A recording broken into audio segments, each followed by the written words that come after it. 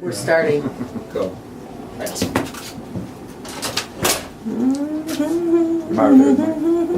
All right, Funkadesi. We love Funkadesi. They started actually at the Heartland Cafe. That was their first public I gig. actually knew that. Yeah, and so I love that you There's chose that several music. clips up there on YouTube from the Heartland. Yeah. So, Dan Swinney, why don't you introduce our next guest, Tom? Manufacturing Renaissance. This guy, Dan, has been around for about 50 years doing this work. As originally part of the Midwest Center for Labor Research. That's right. How about that? And still out in that funky office that all progressive groups have hung out in West Diversity there. I was amazed to see that address still popping up. Yeah, since '83. Do you guys own that building yet? No. No.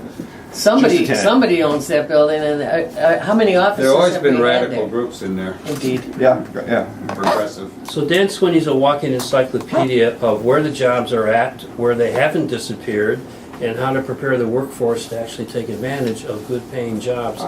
But this is in a context of China and Mexico have all our manufacturing jobs. They all moved offshore, which is why we have to have these tariffs and embargoes and stop immigrants from coming in and all that, right? Wrong. Yeah. So. You mean there are still jobs in the Midwest? Yeah. So maybe in the late '70s, when you had new technology like computer technology, you could move capital, you could move things anywhere you wanted to in seconds. And so then there was a lot of offshoring, but it wasn't all jobs. It wasn't all manufacturing jobs. It was low-skilled jobs, because you had a workforce that was an unskilled workforce in China and India and Mexico. They worked for 1/10 of what they work for here, and people making decisions in industry were looking for the lowest cost producers.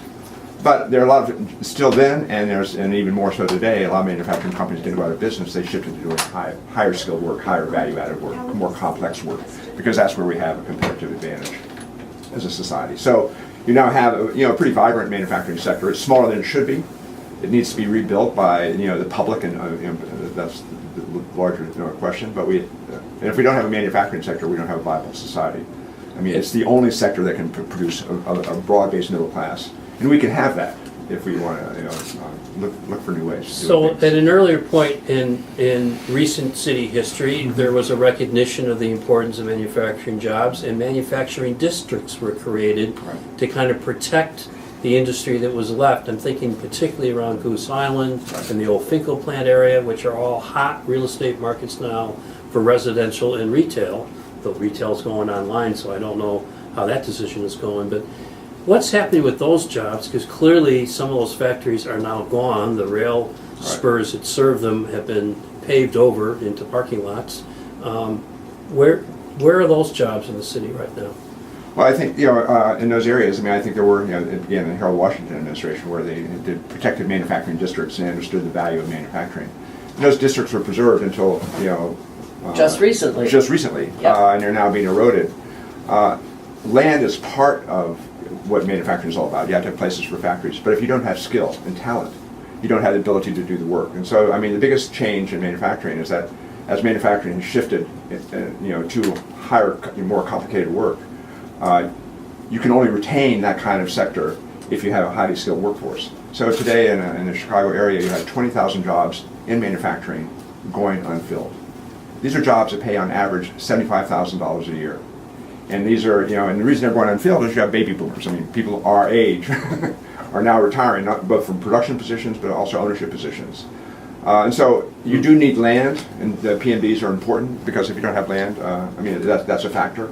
But I think the most important factor is the quality of our education system. Yeah, I was just going to say, so this parallels the decline of our school system. Right. And so so I do a lot of work. I work around manufacturing in general on lots of different aspects of it, but central to it is education, and education on the west side and south side. So you have over the last 30 years, you had sort of this gradual separation of our education system from manufacturing. Everybody had to go to college. Manufacturing was seen as dirty. We did a study in 2000 that interviewed every guidance counselor in the city of Chicago, and not one guidance counselor would recommend a kid going to manufacturing. And this is the point that manufacturing is now becoming a different kind of industry. So that's led to the situation where we have literally thousands of jobs going unfilled. And if you don't fill those jobs, you will lose those companies, and that the deterioration will continue. This is a little offbeat question, but I'm always Surprise, curious surprise. to know, Dan, what led you from being a kind of a radical organizer in the factories to starting the organization Manufacturing The need Renaissance? to get paid. Well, actually, that's actually where it began. I needed to get paid. I mean, I worked, my first company I worked at was Reliance Universal in North Chicago, and making paint. But then I decided, I spent 13 years in production, and I became a union leader in steelworkers. Yeah. And I changed my occupation because my company closed. And it was in All right. 1983, I worked on the edge of Cicero. Cicero lost 50% of its jobs in 6 years. Chicago in the 1980s lost 3,000 of its 7,000 factories. So I then, and everybody then started posing these questions, is manufacturing dead? And so I actually didn't know the answer to that question, is manufacturing dead or not? What I did know is what you could see changing was huge. And if it, so then we spent 15 years as an organization on behalf of the city, the state, of people around the country, looking at companies that were in crisis. And the short story to that is we saw some companies that should have closed, maybe 20%. They just they made slide rules, or they made selectric typewriters or something like that. But in my view, 80% of what we lost we could have saved if labor, business, government had been more creative, more proactive. And it was that event of as we know, the early 80s and 90s that gave rise to urban poverty as we know it. I mean, that's when you just saw the bottom drop out of our economy. So we're very much focused on, first of all, it's not dead, it's vibrant, but it's complex and you can engage it. So now how do you rebuild that? I mean, if you're going to have a viable country, not just a city, if you're going to have a viable country, you have to have a manufacturing foundation. And it can be done, and there's lots of international examples that we look at that show, sort of show a path, show an approach. So I was around for the Harold Washington's Right. concentration on this, and it seems to me that what you're describing requires that people like you in Renaissance, in manufacturing Renaissance, Right. and people who are running the school system need to be talking to each other. Right. Every single day. I mean, need to be actually planning. What are the job skills needed? Right. How do we train our young people into them? Because one of the things that is kind of antithetical to what you're saying is the fact that certain manufacturing jobs did not require beyond a high school education, and lots of Chicago parents did those jobs in order to raise their kids into a more of a middle class status. Right. And you're saying now that they are more skilled required Right. jobs. So talk about what is required in order for what you just said for it to happen. Well, if I can, let me just back up a little bit and then come back to that question. Sure. Have you ever heard of Mondragon? Yes. So Mondragon is this town in Spain In that Spain, yep. back in the 40s was having the same discussion. You had a charismatic priest called Arizmendi who said, if we're going to have a future as a society, and we have to have a manufacturing base, so how are we going to do that? So he started a high school. That's where it all began in the 1940s, and taught kids technical skills in manufacturing, of engineering and machining and so on and so forth, but combined it with social values. That the purpose of a company is to build a community. The purpose of work is to make stronger people. Okay, I've got chills. Yeah. Yeah. So they started a school, they bought their first company, organized as a cooperative, one worker, one vote, highest paid, didn't get more than 3 times the lowest paid. Company was successful, they started another company. You now have over 100 companies employing 130,000 people. It's the cutting edge of the Spanish industrial economy. It brings in robotics, it's in 39 countries around the world. That's our inspiration. So with that knowledge that we have, and actually this crisis in manufacturing we call the skills gap, absence of so many jobs going unfilled, and there's also a problem now of aging owners retiring and not having young people in the family to take over the business. There's probably 1,000 companies vulnerable to closing in small companies because of an aging owner. That becomes a huge opportunity for those of us who believe in development. So we then started a high school on the west side of Chicago, Austin Polytechnic Academy, really seen by the Mondragon model. In other words, we make a big point, and the school is a public school. The city wanted us to do a charter school. We said, no, we don't do that. We do public schools. And so we're now in Austin, we're now in Bowen High School, we're now in Prosser High School. We make a point to say our programs are not vocational programs. They're not just about the next generation of skilled worker or unskilled worker. It's about leaders in all aspects of manufacturing. So we're talking about engineering, we're talking about business development, we're talking about production, we're talking about product development. So that's our approach. So That's now excellent. we now have, and we now it's called the Manufacturing Connect program. Is there a pipeline from those Polytech, Austin, Bowen, Prosser programs to, say, MIT or Yeah, I mean, we have like... How about Illinois Institute? IIT, yeah. Yeah, so I mean, first of all, these are not, I mean, what we say is these are, jobs in all aspects of manufacturing. Right. So I mean, it's not college versus work. Right. It's college and work. So, I mean, so a lot of times the best way a kid can go to college is to go to a company, and a lot of these small companies, by the way, will pay college tuition. So, and That's excellent. so we have young people who, a couple of young men got full rides at Trinity College last year, and they're studying engineering. We have, we currently have 180 kids in our program out of those 3 schools. That's terrific. And it's a 4-year program. In their program, they're getting college credits at Daly College as juniors and seniors. They're highly skilled machinists. They're engineers. They have work experience. They've had internships, job shadowing, mentors, soft skill training, a whole range of things that really prepare a young person. Now, I don't think we have too many kids as in MIT, because just the whole level of math training. Uh-huh. I mean, we're in Austin. We started there because that's where we start. That's where we believe. Right. And I think, but it's the kind of program that should exist in every school. Dan Swinney, are there any elected officials, aka politicians, who have been extra specially supportive of your work? Yeah, Or any that have not and resisted it? Well, so for example, I mean, we started out with as a public school out of principle. I mean, we believe you have, and it's not, I mean, because the problem is so large, it requires a transformation of the public education system, not just a little one-off school here and there. Mm-hmm. So we have, but building a partnership has been with CPS in the city has been successful. It's hard work on both sides, but it's successful. I think right now we're actually focused on political activity. So we now have legislation in Springfield, House Bill 5062, which is calling for 12 schools of this kind to be built, 6 in the city and county and 6 downstate. And in this legislation, and we'll be eager to talk more about it, Representative Mary Flowers has introduced it, but it's a proposal that has bipartisan support. I mean, one thing we believe actually, all of our work is bipartisan because there's we've had as many Democrats and independents oppose us as we've had Republicans, and vice versa. I mean, actually, sometimes some of the progressive community were the worst. Let me just be frank about it. Thank you. Where they're anti-corporate or anti-this or had illusions about manufacturing. So now we have like the support of Steve Rauschenberger, who's a former state senator, Republican. We have the support of the Illinois Manufacturers Association, which is Republican anti-labor. We're just on the Republican side of things, and we have Democrats. So we think this is an issue that is sort of goes beyond sort of very traditional and stereotypical, sort of coalitions. And we think if you're going to change society, you need to be able to do that. You want the majority of the people on your side.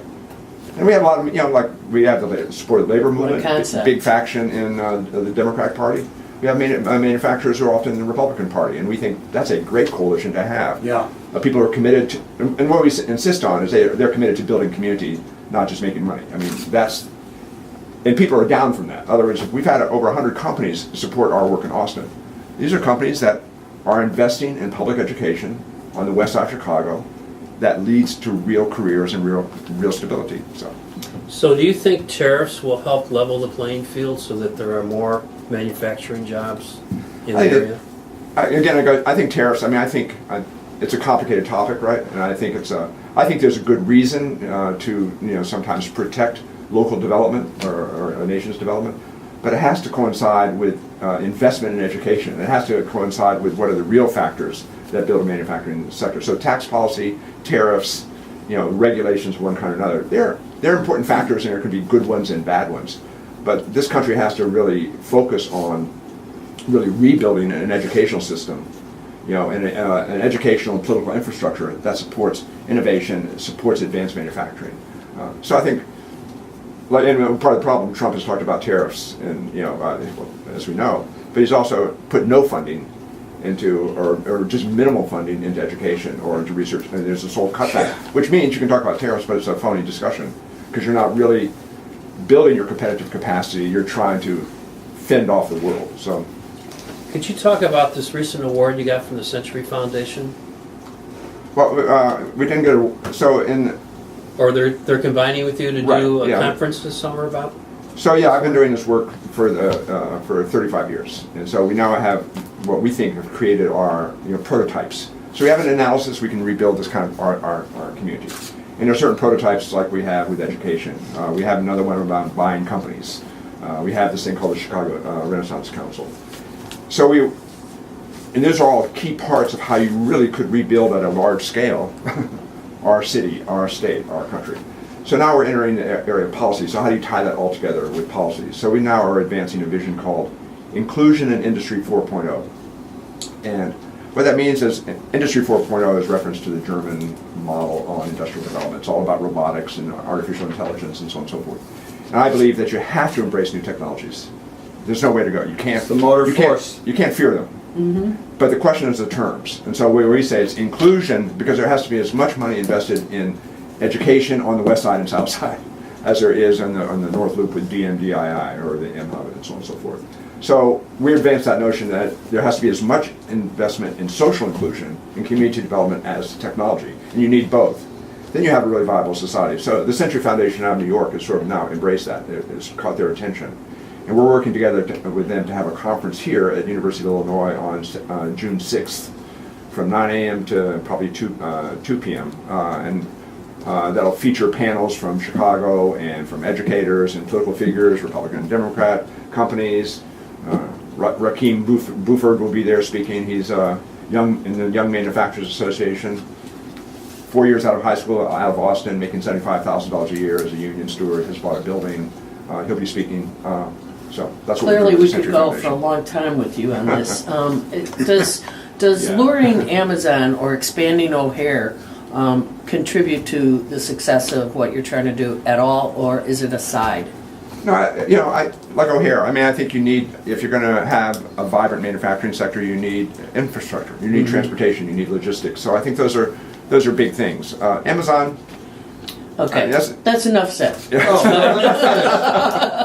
I'd be interested to hear what he says. I think Amazon, I think if you're just in distribution and you really put an emphasis to that and you aren't really building up your productive capacity, your engineers, your product development, new ideas of things to produce and the ability to produce them. If you're just focused on the distribution, you're at sort of the lower end. I mean, so, there'll be some jobs, but if it's done at the expense of, investing in our educational infrastructure, investing in new research, Thank you. then it doesn't really help. One of the key sectors that many Chicagoans probably aren't aware of that we have in our local manufacturing is food, the food industry. And in fact, that's kind of how you got your start around Brock shutting down. Do you find it curious that the former meatpacking Fulton district that provided so much wholesale food is now some of the most expensive restaurants in the region, with accompanying jobs sort of disappearing from that part of the west side? No, well, I don't find it surprising. I think it's predictable. I mean, I think still the city policies are governed by, or driven by the real estate, real estate development and gentrification. And I do know that in that, we're talking about the PMDs. You have a big company like Water Saver Faucet, which has expanded in the city. Steve Kirsten, who is the CEO of Water Saver Faucet, is really inspired. He works with our program. They've now had zoning changes in that area which make it impossible for him to expand. Mm-hmm. So I think in the next elections, the issue of how we use our land and how we invest in education has to be the major issue. And I think industrial policy has to be at the center of what every candidate is talking about. It needs to be held accountable for preserving our productive capacity, not just where good people can eat or where they can buy books. Excellent. Dan Swinney, Manufacturing Renaissance, thank you for the education, and we're going to have to take this up with you again if you're willing to come back, but this event on June 6th is something that we're going to have to keep an eye out for. Thank you for all your good work, and thank you for coming down today. Great, my pleasure. Thanks for having me. All right, you're listening to Live from the Heartland. We're going to have a musical break right now before our next guest.